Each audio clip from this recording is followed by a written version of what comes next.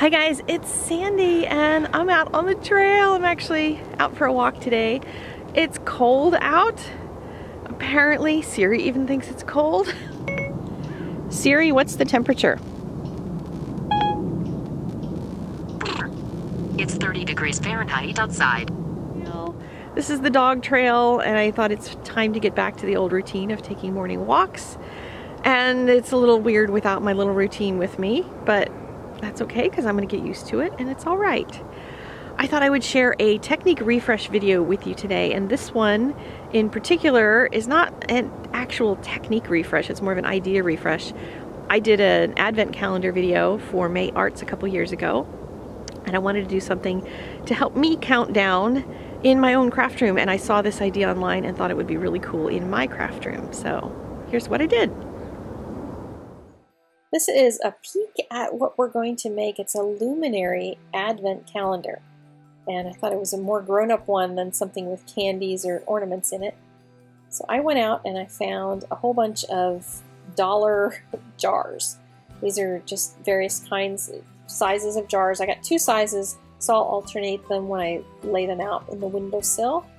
And they have lids, which means the sand that I'm going to put in these to hold the votives in place will be contained within it when I store these for next year. And I have a big bottle. This is a 10-ounce bottle of glass etching cream.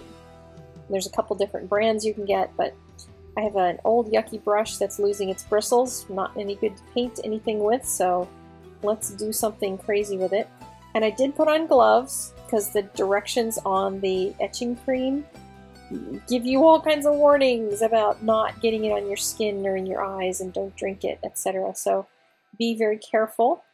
I'm working on a cutting board surface, so I figured that would be something that hopefully will hold up to any drips that I get, because I didn't want to ruin any of my crafty stuff. So I do have this cutting board that I actually keep in the craft room for crazy projects like this. When I'm painting it on, you want to paint it on really generously. The first one I did, I was trying to stretch this cream. I didn't want to have to go buy another bottle. The bottle's like 20 bucks. And I didn't want to have to go buy another one, so I was really skimpy, and there was hardly any etching the first time. So I realized I had to actually put more of the glass etching cream on here. And it did say so in the tutorial blog that I will link to in the doobly-doo down below if you want to go see the original one. And she did say that you need to use it generously, and I didn't. Should have listened, should have followed directions. But I'm painting this on.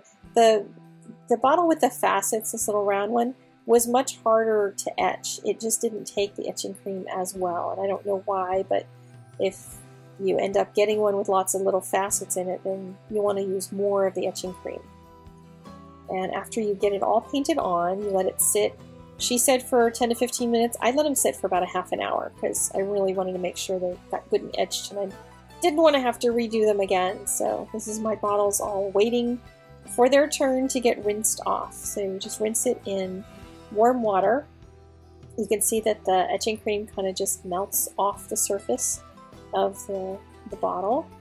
And I just went through all 24 bottles and did the same process with them all. And it worked a lot better than I thought it was going to once I realized that I had to have enough of the etching cream on the bottle itself. So you can see that there's a little bit of frost starting to appear. When it's wet, the frosted glass doesn't look as frosted, but you can definitely tell there's a difference. And once they're dried, you'll get to see a lot more of that. While those are drip drying, I decided I would work on the tags, and I set up a document with these circles, and I put the numbers in them with just the outline of the numbers, and they're really thin and light, so that I could fill them in with glossy accents and then do some inking. Because I was originally going to stamp some images on these little tags, and that didn't work because it was just too busy. And I came up with this idea, and I was really happy with the results of what I'm doing. So I'm actually using the glossy accents for masking. And I could have used some Frisket or something if I wanted to, but I decided that I was going to try glossy accents because it would also give it that shine that the glossy accents does. So I just took my mini distress tool applicator, ink applicator, and swirled some ink on and just let it be kind of loose. This is tea dye is the color that I'm using here, and you can see that the numbers are all wonderfully masked out, and that worked out just perfect. I love them. So then I got my punch, which is a 1.5 inch punch, and in the document that I created, I made a circle, and the circle is going to help me to get my number centered if I can center the circle within the punch. And if you would like this PDF, because you want to do some kind of advent calendar and need little circle tags, you can download that from my blog. Print them out to your heart's content and decorate at will. So this is the finished jar that's etched, and I don't need to have the etching at the top because I'm putting ribbon up there. So I'm going to add all of this score tape. Score tape is a super sticky tape, double stick, and it has this paper backing on it. So I'm going to wrap it all the way around the jar and then peel off the backing. And then I'm going to be left with the sticky glue behind, and it holds ribbon really well. So I've got some May Arts ribbon. This is some striped twill. Love this stuff, and it's really wide, and it's going to give us a really cool effect. Now this first jar, when I was filming, I did something kind of not the brightest way of doing this, and I figured out after doing 3 or 4 of these bottles a better way. But what I did was wrap the ribbon around, cut it off, and this will be the back side. But I wanted an embellishment on the front side where I'm going to tie my tag. And so I have these other pieces of twine. It's about 15 inches of twine to make a little bow in the front. So I peeled the ribbon back up and put it back around to the back and secured it, and then tied my embellishment. On the other ones, I figured out I could just attach that first before putting the whole ribbon around the entire bottle.